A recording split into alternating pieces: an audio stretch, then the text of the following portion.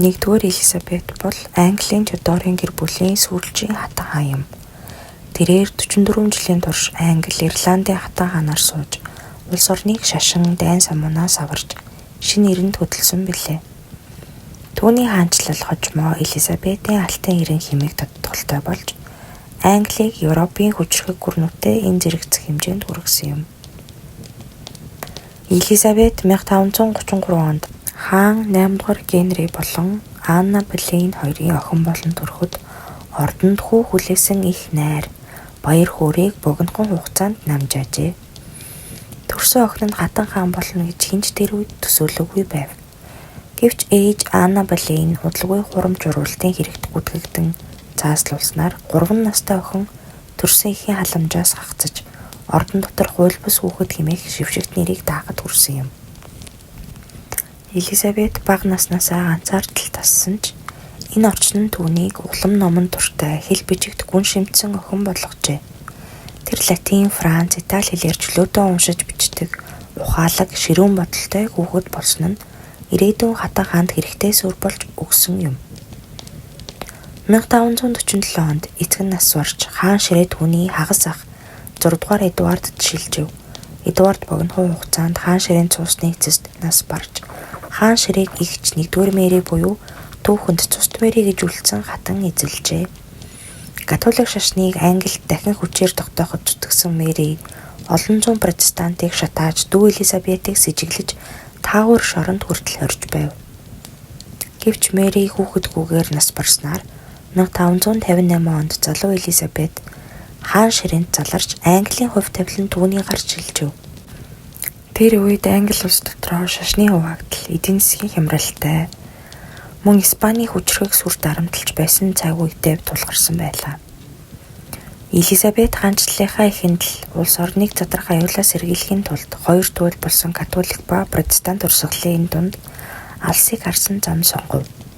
Тэр протестант сүмийг дахин үндэслэж өөрийгөө Английн сүмийн тэргүүн болгосон ч католик уламжлалаас заримыг үлдээн иргэдийн итгэл уламжлалыг дураар нь орхисон гэдэг. Энэ нь цаашид иргэний дайны гал дүрлцгээс сэргийлсэн том алхам байв. Түүний хаанчлалын үед Англи, Испанитай эдийн засаг, шашин, далайн өрсөлдөөнд улам татагдаж орсон. Элизабет далаад худалдаа, дээрэм хосолсон судлаач далаачтай дэмжсэн.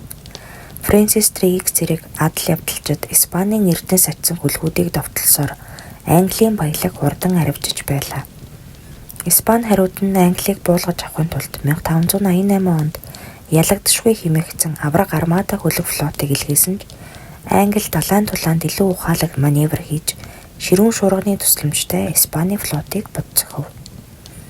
Энэ ялалт Англиг дэлхийн далайн ноёрхолд хүргэж Элизабетийн нэр хүндийг бүх Европ даяар өргөлөө. Элизабетийн хаанчлал зөвхөн дайн, шашин төдий байгаагүй. Энэ үе Англид уран зохиол, шинжлэх ухаан, театр жинхэнэ алтан үеэ олсон билээ. Шекспир, Марлоу зэрэг зохиолчид уран бүтээлээ төрөвж Лондонгийн театр дэлхийд алдартай болов. Газар зүүн шинэлэг нээлт, далайн аялал худалдаа нь Английн ирээдүйн эзэмд гүрний эхийг тавьжээ. Хатан хаан Элизабет нь насан туршдаа гэрлээгүй, хүүхэдтэй болоогүй нь түүнийг онгон хатан буюу Virgin Queen гэж түүхэнд үлдээжээ. Тэр олон хаан ноёдоос гэрлийг санал авч байсан ч нэг ч хүнийг хүлээн зөвшөөрөөгүй. Түүний хувьд гэрлэлт нь улс орныг гадаадын нөлөө, дотоодын өрсөлдөөнд өртүүлэх аюултай гэж үзсэн юм. Элизабет нь нэгэнт улс орныхоо тусгаар тогтнолыг хамгаалахын тулд хувь хүний аз жаргалаа орхисон гэж үздэг. Харин энэ шийдвэр нь Тюдорын удам төгсөж хаан ширээ Стюартын гэр бүл жилчгэд хүргэсэн билээ. 1603 онд Элизабет 69 наснда өвд болохдоо Тюдорын сүүлчийн хаан болж улс төрийн тавцангаас хүнд ачаа тээж одсон юм. Гэсэн ч түүний хаанчлал Англиг шашин, иргэний дайнаас авран хамгаалж далайн гүрэн болоход хөдөлсөн. Уран зохиол, шинжлэх ухаанд шин зүүн эхлүүлсэн чухал ирэн болж үлджээ.